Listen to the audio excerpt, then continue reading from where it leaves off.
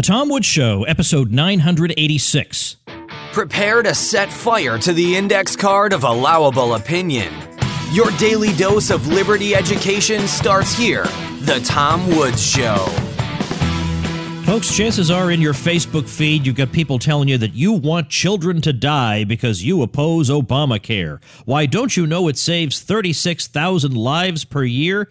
Smash all this nonsense with my free ebook, Your Facebook Friends Are Wrong About Healthcare. Pick it up at yourfriendsarewrong.com. Hey everybody, Tom Woods here. Lew Rockwell is with me once again. Lew is just a tremendous guy. He's almost my litmus test. If you like Lew Rockwell, you're okay by me. But you have a problem with Lew Rockwell, I don't know, you got rocks in your head or something. This guy is such an incredible benefactor to all of us by founding the Mises Institute. Look around at Mises.org. Look at all the resources, all the books going back hundreds of years in the libertarian tradition, entire print runs of outstanding academic journals. The Journal of Libertarian Studies, every libertarian worth his salt published scholarly articles in that thing. Get all of those at Mises.org. Not to mention courses taught by the likes of Robert Higgs and Paul Cantor from the University of Virginia, who studied at a Mises seminar. It's an incredible array of resources available for free for you, thanks to this one man, Lew Rockwell, who founded the Mises Institute with Margaret von Mises' help, also with the help of Henry Hazlitt, other great luminaries, Ron Paul, for whom Lew served as chief of staff. Lew also, of course, edits and publishes LewRockwell.com, which I read every day. And he's been a personal benefactor of mine, even during very dark times when bad people thought attacking me was a way of getting at the Mises Institute. He stood by me because that's what decent people do. He stood by me, which is why I will always stand by him, which is one of the proudest things in my life, frankly, to be able to say I'm friends with a man like Lew who is a builder of things, a creator of things. He could sit around calling other creators names all day, which is what most losers do. Instead, he builds. And what he's built, without the help of any fashionable billionaire donors, is truly extraordinary. So today, anyway, we want to talk about this whole phenomenon of libertarians being called fascists, but also this trend, which we'll start with first, of private companies, or at least, let's say, quasi-private, quasi-public companies, dumping websites that are controversial, and I mean, in some cases, not desirable in any way. But the point is, are we sure it's going to stop with websites we can all agree are not desirable? Maybe they won't think your website is desirable. So I want to talk about that. Lew, welcome back. Tom, great to be with you as always. Sometimes we have to break with tradition and talk about something happy, I think. You know, in the future, we've done at least one episode on Murray Rothbard. That was happy. Yes. But it's got to be something else cheery we can talk about. But anyway. Well, why don't we remind people of, the celebration of your 1,000th? Yep, sure. The 1,000th episode is going to be a very, very happy thing. TomWoods.com/Orlando. Very unfortunate that it's happening the same day as the great Ron Paul event in Washington. I would have, of course, been there if I hadn't signed up with Ron first. Right, and by the way, forgive me. I think I said Washington. I meant Virginia. It's in Virginia. That's of course, right. Yeah. Yes. Yeah. But no, it's totally understandable. But I apparently need to talk to Daniel McAdams. The lesson of this is I got to keep in closer contact with my old friend Daniel McAdams a little bit more. And then we find out, by the way, that Milo is doing an event in Orlando the same night I am, if you can believe that. But it's at a thus far undisclosed location, and you got to pay a pretty penny to get in.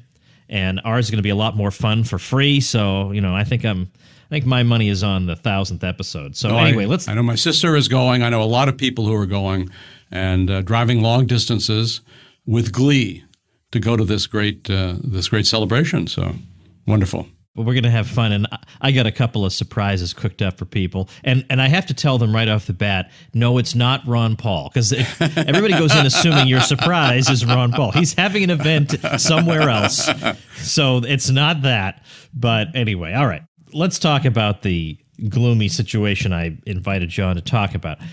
I wrote something about this to my newsletter, and then I slightly revised it, and you ran it on LRC, so I'll link to the LRC version of it at tomwoods.com/986 about what's been happening with extremely right-wing websites. Now, we can argue about, are neo-Nazis left or right, and you can find like this traditionalist Workers' Party is just outright socialist. They just say that we're socialism for white people, basically.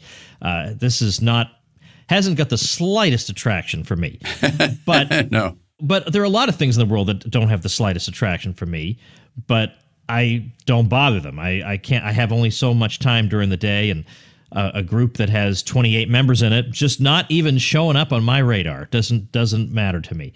In fact, it makes me think about in the old days when I was a college freshman and I used to debate the literal communists in front of the dining hall. That was probably a waste of my time too, but I just couldn't just pass them by. I had to say something. Hey, it honed your skills. It was not a waste of time. That's true. That is true. And it also prepared me for the fact that nobody ever changes his mind during a debate. I didn't convert one communist in all those conversations. Well, anyway, what's been happening is we've seen a couple of what we might call extremist websites being shut down, or either their hosting service won't host them, or the domain name provider isn't, whatever it is.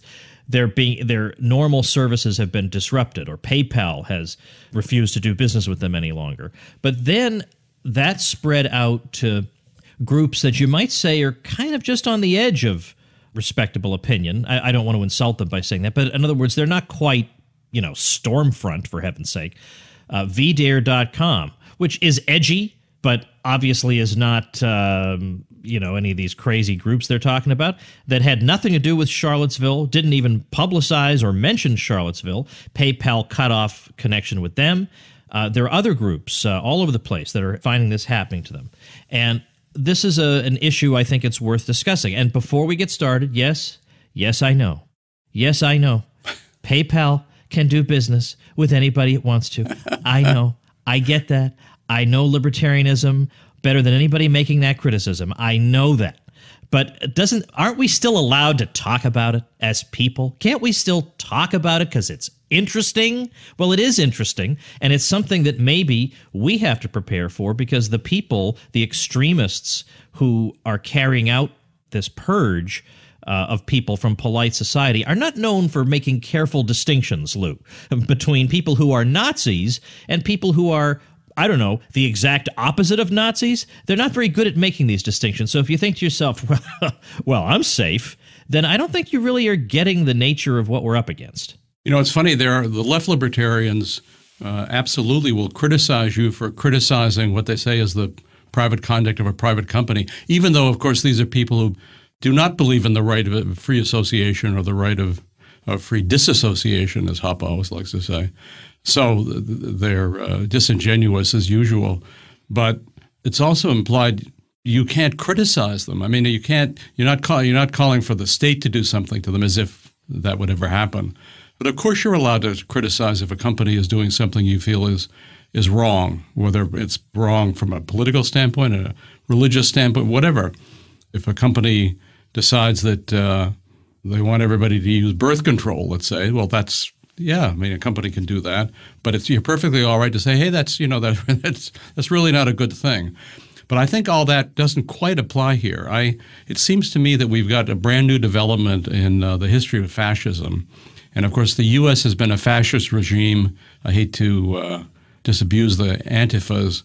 First became a fascist regime pretty much under Woodrow Wilson during World War I.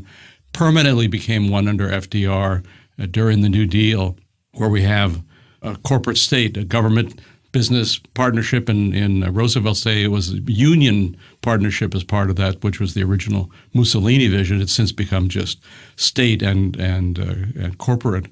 Of course, welfare state, militarism, imperialism, all the aspects of planned economy and so forth, all the aspects of fascism. And by the way, Italian fascism was not anti-Semitic or racist or whatever. So those are not necessarily part of the original fascism anyway. But of course, fascism is a disastrous, evil philosophy. And it seems to me that it's reached new levels in recent years. We actually see the fascist state erecting a public-private partnership for the police state. which is also, of course, part of fascism, a police state. So you have companies like Google, like Twitter, like PayPal and GoDaddy, many, many other companies that seem to be working in cahoots with the government to suppress dissent. And yes, of course, they start with the easy ones. In the days of the Cultural Revolution in China, which sometimes I think this is beginning to resemble, when the Red Guards would demand at, say, a university that all the professors come to a self-criticism session, which was mandatory. And of course, these were all communists, members of the Communist Party. They were not regular people. And they would pick one guy to wear a dunce cap, a literal dunce cap, and to be especially beaten. And that might be the best that would happen to him, because he could be go to the gulag too and be taken around the campus afterwards. And what the Red Guards called this was killing a chicken to scare the monkeys. Apparently, if you have a band of marauding monkeys, which is a problem in some countries, you can chase them away by killing a chicken that you're going to eat. They go run away screaming. And of course, they knew they only had to do this to one guy, maybe the worst guy from the standpoint of their alleged principles, in order to terrify everybody else. So that's what's happening now. And if everybody else calms down, shuts up, doesn't say anything politically incorrect, is very careful to abide by what we're now told is, our judges in ProPublica, the ADL, and the Southern Poverty Law Center, then maybe they always like voluntary compliance with the state, whether it's the IRS or anything else. They like, I think, for evil psychological and moral purposes, as well as getting the cash and getting regulatory compliance and so forth. And also because, of course, they can't actually supervise every single person, every single enterprise. So here we have a situation where they're killing the chickens to scare the monkeys. Yes, these are maybe not chickens you'd want to put in a stew, but I don't know. I think we have to see where this goes, but I think many of us this might happen to, whether have PayPal shut you down or GoDaddy cancel your internet registration.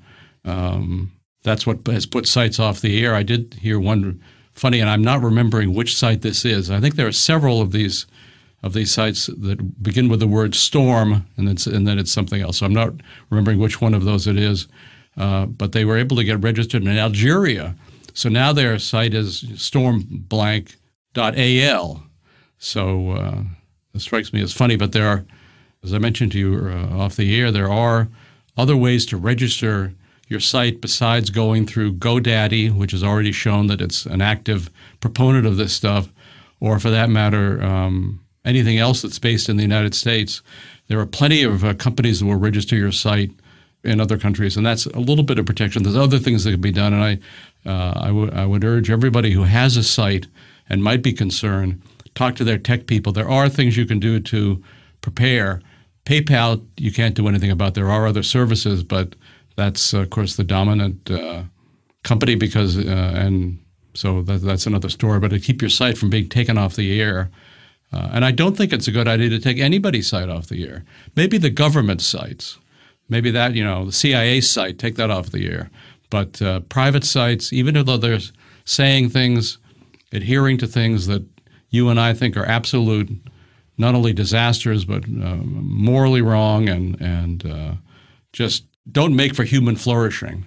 But to have the fascist state, the government in cahoots with these huge corporations start to do this, I think it's chilling. And of course, it's intended to be chilling. So one thing we should not do is be chilled. No question about that. And one instrument of this, we could do a whole episode on this, and I don't want to right now, is this group, the Southern Poverty Law Center, that comes up with a list of hate groups. And when you look at it, it's, okay, there are some groups you say, yeah, wouldn't want my kids being involved with those people. No, sir. But on the other hand, I find the 10th Amendment Center? Are you kidding me? That alone, that one inclusion blows up the whole list. The 10th Amendment Center is run by the nicest guy in the world, Michael Bolden, who is as far as you could possibly be. I mean that literally as far as you could possibly be from the people on that list. And they put him on there, even though half the time he's promoting causes that historically you would associate with the left, but he's a dissident. And that's what gets him on the list. He's not funded by anybody they can control, so he's on the list. And the conservatives, to their credit, are catching on, and some of them are stopping, are no longer saying, well, like Max Boot would say, well, the Southern Poverty Law Center says this group is not acceptable to me, so therefore it is not. Okay, there are people like that who are going to act like that and be the state's minions. I get that. But there are regular conservatives who are waking up and saying the SPLC is a horrible organization that is just lining its pockets by smearing, in many cases, perfectly fine people. It's smeared Ron Paul. It's smeared Judge Andrew Napolitano. Murray Rothbard. And even these, basically harmless conservative family groups, for heaven's sake. Yeah, that's the big threat, Lou. I'm worried about a conservative family group taking over America. Oh, let me find my bomb shelter so I can save myself. Anyway, let me just finish before I forget on this. There are some of them fighting back against this.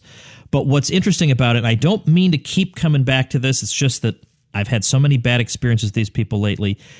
It's very rare these days to find among, let's say, certain libertarians any concern whatsoever about the Southern Poverty Law Center. They're very happy to just look at the SPLC and say, well, they said that's a hate group, so therefore it is. Wait a minute. Whose side are you on? The SPLC and the state are very closely intertwined. The state law enforcement takes these group designations very seriously. They are destroying the careers of good and decent people, but all for the sake of signaling to the world that we are respectable and we don't belong in any of these lists. And of course, none of them have ever had a challenging thought in their lives, so they're all bores, I suppose, those people. But they're so determined to make sure everybody knows how feckless and boring they are that they're willing to throw their own people, particularly like Judge Napolitano. If you have a problem with Judge Napolitano, there's a problem with you. They're willing to throw him under the bus to make sure everybody knows that how respectable they are because they support the SPLC. Of course, they don't like Judge Napolitano. They don't like Michael Bolden. They don't like other good guys for the same reason, because what you're especially not supposed to hate is anything the federal government has ever done to expand its powers. In this case, the abolition of states' rights. And so anybody who advocates for secession, for decentralization, for what used to be called federalism is a hater. And anybody who advocates traditional Christian, historical Christian doctrines on moral subjects is also a hater. And I was glad to see, I think his name is James Kennedy, who's got a big church in Florida, suing the SPLC and the ADL and ProPublica for wanting to put him out of business because of his views on marriage. This is, of course, this is hate. If you disagree with it, and if you disagree with the transgender business, you're a hate monger, and you ought to be, at the very least, expelled from, as you say, from polite society. So this is, there is some fighting back. I was amazed when you mentioned the pro-family groups, when one of these, which had been just designated as a hate group, there was some wacko following the SPLC line who went in with his rifle to kill them all. He, thank goodness, he didn't kill anybody. He did, unfortunately, shoot the security guard, who then was able to. The other people were able to disarm this man. If that had been happening on the other side, oh, we'd still be talking about it. There'd be a day on the calendar. Well, there'd be entire college courses dedicated to it. Yeah. So but it's just, of course, like all this stuff. When it's the other side, it's just. It's almost like there's a double standard, Lou, isn't it? It's almost like there's a double standard. Or like the shootout of the Republican congressman playing baseball. That was big news for a day or so, and then gone. So imagine if it had been Maxine Waters. Oh my gosh, we would the documentaries, the feature films about Maxine Waters, we wouldn't be able to escape them.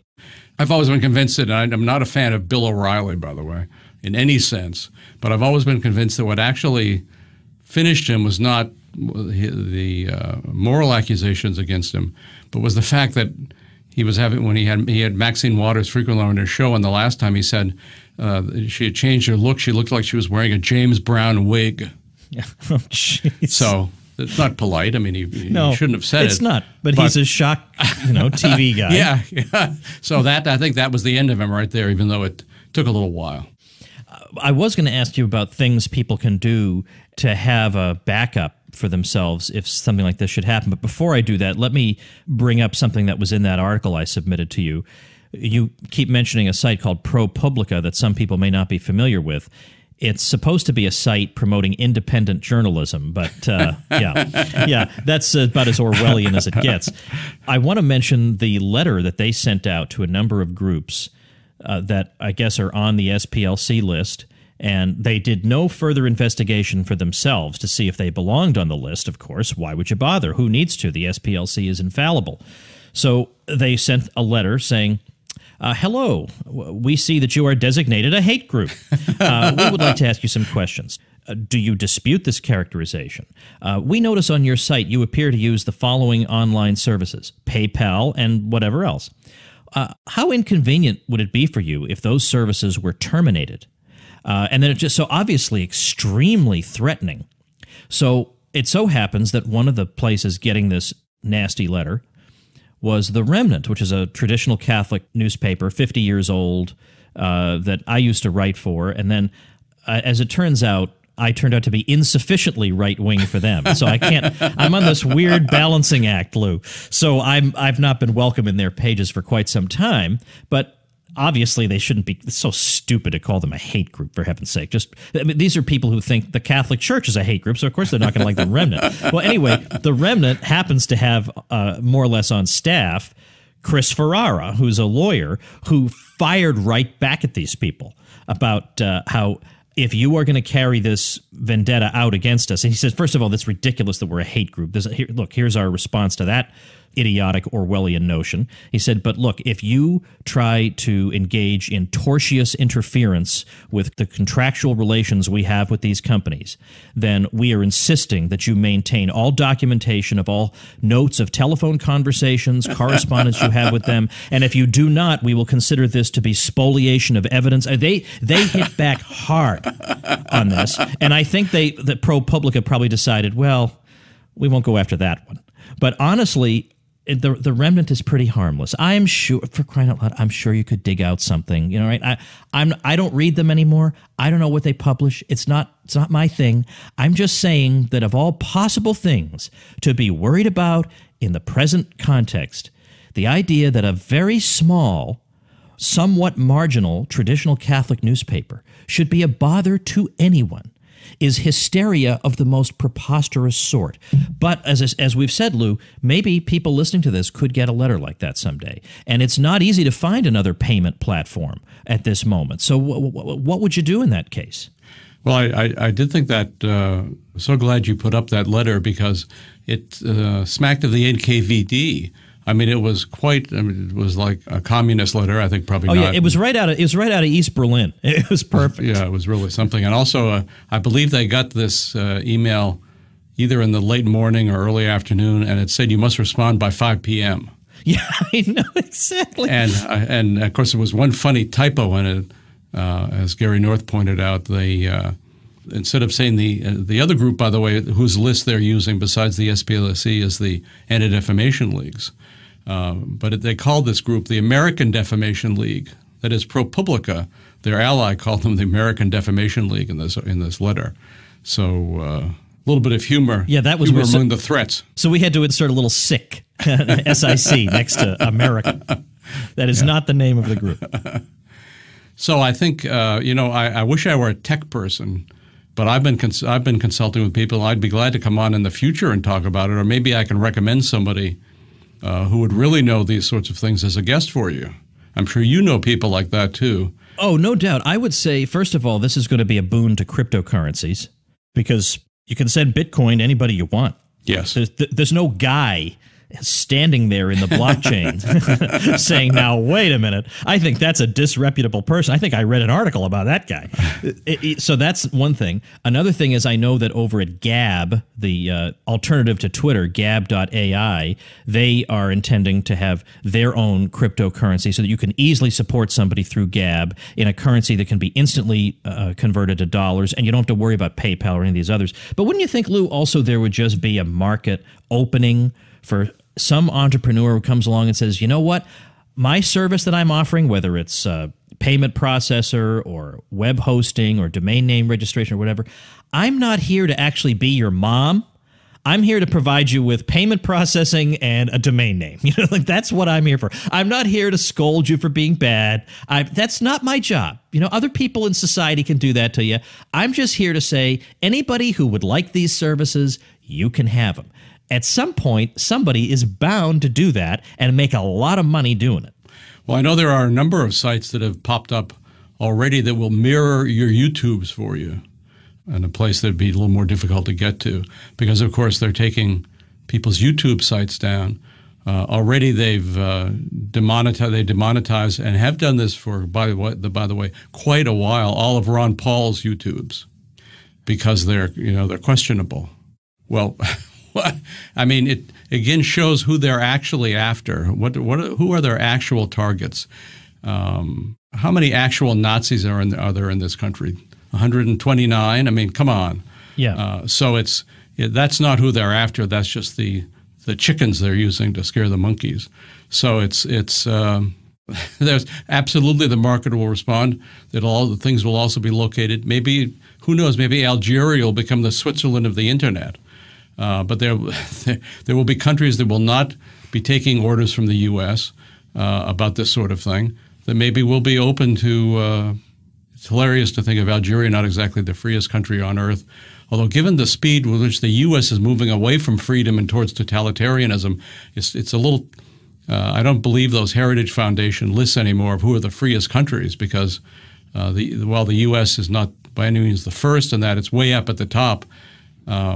Really? I mean, it's I don't know. I once asked one of the guys who was doing that, did they ever think of including police state and militarism questions when they did freedom of government and how free speech that was, and they said no, it was just from an economic standpoint. Well, those were all properly considered can be economic questions too, but I don't want to be an economic imperialist. But and also we should never forget, as you long pointed out, there is no difference on the important issues between the liberals and the conservatives and the Republicans and the Democrats.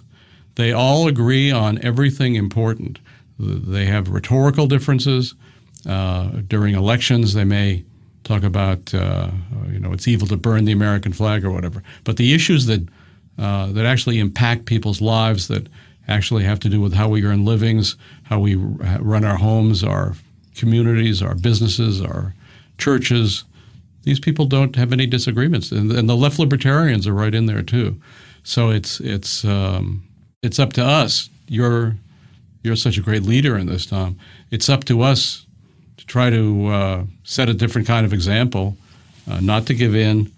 And it's, of course, there was an article in Bloomberg the other day, of all places, about that was pretty good on mob rule in the internet, and that everybody's living in fear that the self-correction brigades from the Red Guards are going to be visiting you next.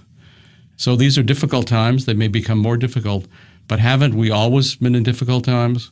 I mean, for example, has Christianity really ever had an easy time of it?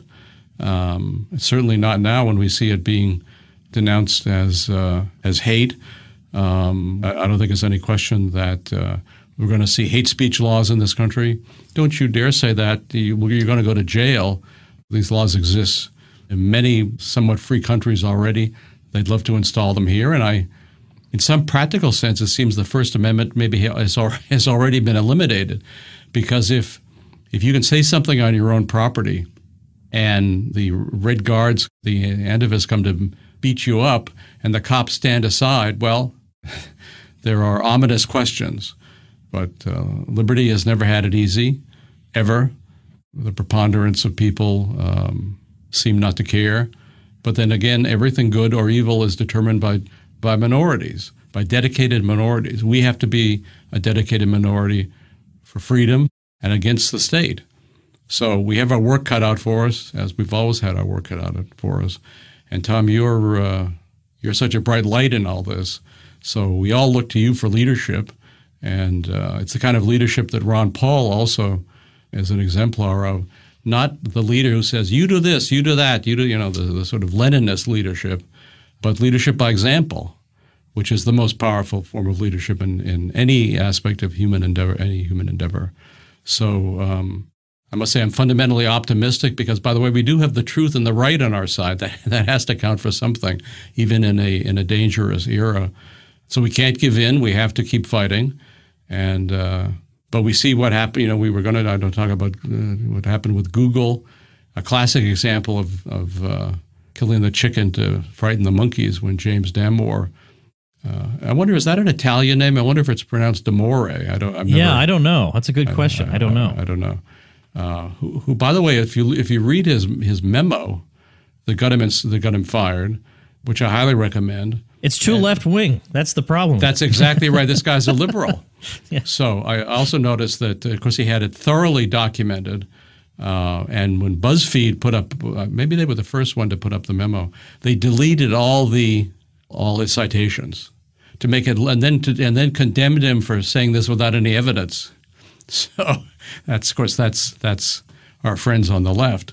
So it's interesting that the high-ranking person at Google who runs YouTube, former wife of one of the founders of Google. In fact, I think she may have rented her garage to the founders of Google to start to do their work. Smart decision. Then she ended up marrying one of them. And it's funny in terms of, now this is only a rumor, so I may be doing her wrong. She's a very, very left-wing person, of course. But the story is that when they had the meeting about what to do about James Damore, she reacted very emotionally, took it very personally, his memo. And of course, when that happens, no guy can say boo, even if they might not have thought it was wise to get rid of him. But the memo's interesting. It says things that are, how shall I say, settled science about various aspects. It was the same thing that got the president of Harvard fired. Right, who was, again, himself also a liberal. And this is not but he was sort of through, this is not just a rumor, this is what actually happened. The senior woman professor who was denouncing him for not having more women in STEM teaching and in the STEM areas, after he gave his answer, she ran crying from the room. Well, sort of that was the end of that too. I mean, it's like she slit his throat and he was out. So. Well, let me run back to the anti-fascist people, so-called, the Antifa people, because I know that obviously an exchange on Twitter doesn't mean anything, but nevertheless, I'm sure for every one tweet there are a million people who agree with it. And I saw a back and forth the other day of somebody taking the now fashionable line, look, if you're against fascism, you have to be for these people because they're fighting against fascism. They are literally fighting against fascism. And so people have said, but the trouble is they're cracking skulls, they're destroying property, and they're attacking people who aren't really obviously or frankly in any way fascists. So that's kind of a problem. People who clearly are not white supremacists or anything else. And the person gave the example of Milo and Dinesh D'Souza. Now, I don't, if you don't like Milo, it's, fine with me. I'm not going to lose any sleep. You can like anybody you want. But he's obviously, by only the most hysterical definition, could you possibly call him a white supremacist. And certainly Dinesh D'Souza is Indian. So highly unlikely that you would be able to call him a white supremacist. But the person responded when confronted with this, look, they've tried to shut down these people, and they're obviously not white supremacists. The person said, well, I guess we'll have to agree to disagree. So that's the point, that people who by no rational, normal person definition are white supremacists are being shouted down by these people we're supposed to cheer. And there's an insight, Lou, that I just got from Jordan Peterson, who I think just gets better and better all the time. I think he's being radicalized by his experience. But he was talking about people who fall for totalitarian schemes that promise a utopian outcome. And he says, and I think about this when I think of these anti-fascist people, so-called, out there in the streets. He says, they claim to have these wonderful intentions and this utopian outcome they're hoping for. He says the utopian outcome is always cover for what they really want to do, which is simply to do horrible things to other people. That's the fundamental driving force. They want to do bad things to other people, but if they can give it a beautiful utopian veneer, all the better. But it's not that they are actually driven by the utopian vision. They're driven by a desire for violence, but they know that that's not acceptable in our society, so they have this cover. And suddenly, Lew, the world became much more understandable. Well, it's interesting. I mean, the communists held out that after communism was fully established, the state would wither away and everybody would just be free. That was their actual doctrine. Of course, how shall I say, they didn't believe in the withering away of the state. But the first use of fascist in this sense as this sort of epithet really begins with the communists. It started after Mussolini took power. So under Lenin and under Stalin, to be a fascist was to be an anti-communist. That was how the epithet was used. And it had tremendous currency, unfortunately, in those days. Sort of went away, and now it's our current communists or neo-communists, whatever we'd call them, are using it in exactly the same way. They do not mean the political system, the economic system of fascism. I'm not even sure they know what it is. They would find out that they, of course, are advocates of virtually all of it. And while they would not be advocates of the corporate state, they're happy to get money from Mr. Soros and other wealthy oligarchs.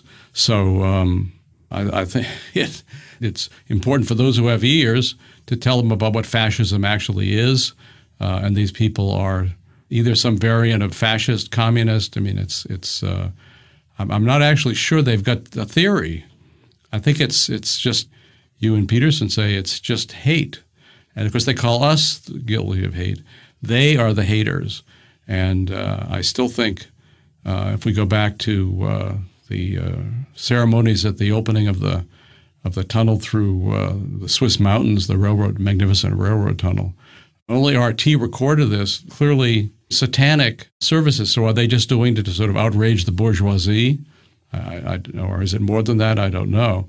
But this same thing goes on at the Bohemian Grove and all these kinds of gatherings of the oligarchs. So again, it may just be intended to outrage the normals, or maybe it's something more. But there's no question these people are evil. And Murray Rothbard was always criticized for using the word evil. Of course, he was right. And these people are evil. And they are only beginning. When are they going to start shooting people? When are they going to start lynching people? And I think it was Steve Saylor, who I guess maybe eventually be under the gun too, who had what a New York Times editorial would look like after the first person hated by the Antifas is lynched, what they would say. Well, of course, it's not actually a good thing, but really it's the person's own fault for being an advocate of hate. And really, we really can't. It's wrong to sympathize with the victim in this case because, anyway, I don't think there's any question if people start to be lynched for their views and the cops stand aside or ordered to stand aside. I think I'm not a fan of cops in general, but sort of the old-fashioned cops might not have gone along with some of this, and the old-fashioned cops today, the ones that still exist, are certainly upset at being ordered to do this. But there are a lot of them who are PTSD veterans of various wars of U.S. aggression and who tended to think everybody in Afghanistan or Iraq or whatever poor place they were attacking was either a terrorist or a potential terrorist. They look at us like that too. So we have to be and when this stuff starts to happen, and hope to God it never happens, we have to be prepared to really try to step up appeals to the good people. And certainly there are very few people in America or any other country for that matter who would go along with such conduct. So we need to stimulate them, organize them. We need to change hearts and minds, raise consciousnesses, as they used to say in the feminist days. And we have a very good chance, but these people are a genuine threat. It's just not a bunch of kids marching around in a college campus shouting obscenities, which is, I must say, bad enough. But they really are, they love the violence. They love bloodshed. They enjoy it. And already the state is too useful employment opportunity for people who have those kinds of feelings in their hearts. But it seems to be organizing all these kids who can't get a job, I'm not excusing that, obviously, in the sense that, the murderer didn't have a playground when he was a kid, so therefore don't convict him. Not that sort of thing. But still, it's interesting that the fascist economy, the federalized economy, and the Federal Reserveized economy is failing everybody except the 10th of a percent or whatever at the very top. So it's all kinds of bad things happening. We have to uphold the right. We have to, I hate to quote Ronald Reagan, but to raise a flag of bold colors and not be milquetoasts. Plenty of milquetoasts in the world. We don't need to be among them. And we're certainly going to have an opportunity to do right. It's like, if we were to make a religious analogy, you don't want to be a martyr, right? It's not a good thing to want to be a martyr. You should do everything morally possible not to be a martyr, but sometimes you can't get out of it. So thank goodness none of us are being martyred. Could happen from a political standpoint and a libertarian standpoint. Well, Lew, before I let you go, let me take a couple of minutes just to say something about what fascism actually is, what the features of it are. Please. Because first of all, nationalism is necessary but not sufficient, because there are plenty of places in the world that have had nationalism without being fascist. But that would be a necessary ingredient. But under fascism, nationalism becomes outsized, let's say, and there can be a desire for territorial expansion in the name of the people and the people's destiny. And at the head of the fascist state, you have the charismatic leader who is said to embody the will of the people to the point where his actions are the will of the people, that he represents them, he is going to lead them into their historic destiny. So you have that kind of principle. And then, in addition to that, there is an impatience with an opposition to political decentralization. We can't have a bunch of states, because then how could our wise leader be leading all of us uniformly according to the will of the aggregated people? We can't have that, which is why Hitler complains in Mein Kampf about the arrangement of the U.S., or at least the way some people understand it. He said the American states can't have independent existences, and that was his view in Germany as well. So centralization. The economy, I mean, for a lot of people, believe it or not, even on the left, will say, well, say what you will about Hitler, but the economy did well. It was it's basically military Keynesianism is what impresses them. Yeah, you have a big military buildup. There are ways the state can make things look pretty good. They can prettify things for a little while. But beyond that, there's the idea that if this principle ought to sound familiar, the public weal comes before the private benefit. Well, that's the principle that is knocked into the heads of every elementary school kid in America, that we can't have you pursuing your own private interest while we have this public project we're all working on. So that is the fascist principle as well, that what the state wants from you is much more important than what you want for yourself. What the state needs you to do for it trumps that. So that means that, as the Nazis put it, we don't need to socialize the means of production as long as we socialize the people. As long as we socialize their interior disposition, then we'll get them to do what we want them to do with their property. Yeah, you have your private property nominally, but you better not do anything with it that runs contrary to the state's plans. So all this stuff put together, combined with what's thought, unquestioning allegiance to the state, and the state as the embodiment of the people's destiny and the leader as the embodiment of that, what could this possibly have in common with anything you and I have ever talked about or stood for? What could this is so obviously the opposite of what Mises fought for, of what you and I believe in, that it is so ridiculous that I expect people on the left. I expect people on the left to not necessarily be stupid, but you sure could have fooled me, to act like they're stupid and claim they can't see a difference between us and Nazis. But, I mean, for left libertarians to be insinuating, well, there may be. And then this whole idea that there's a pipeline. There's a pipeline through libertarianism to Nazism. There are about 10 times as many people who went through the Ron Paul movement who became Bernie Sanders supporters. But, Lew, I didn't go out and beat my breast. We haven't been anti-communist enough in the libertarian movement. Everybody signed an anti-communist petition. People would have thought I was a lunatic if I had asked for that. Very funny. And of course, I think these people are not stupid. I think they're disingenuous. And not that there can't be kids who are sort of carried along by emotions in a movement, which was something else the Nazis were expert at. But it was of course entirely, and I was glad you said that, of course, nationalism, Mises was a supporter of nationalism properly considered, not aggressive nationalism, but that peoples should be able to be self-determining. He wrote this and talked about it otherwise, that if a people wanted to be independent, they should be able to be independent. And so therefore, of course, secession was a great classical liberal point of view. That's, of course, again, considered hate these days to think that. But he also talked about things that, the left doesn't like in every single way. But maybe the job for you and for some of the rest of us too, to actually reprint some of the simpler to read Nazi fascist documents. Mussolini had some great quotes from our standpoint for making for proving all the things you've just said, short and pithy about everything, everything within the state, nothing outside the state, everything for the state. Right. That's the way he summed up fascism. Whereas we want to abolish the state. Well, we're not. Right? It's not exactly us. Where it, of course, is the so-called antifas. So these are. But Aristotle talked about the attempts to change the meaning of words to bring about political tyranny, and this has been a very long-term thing the state does, so that fascism means being a capitalist.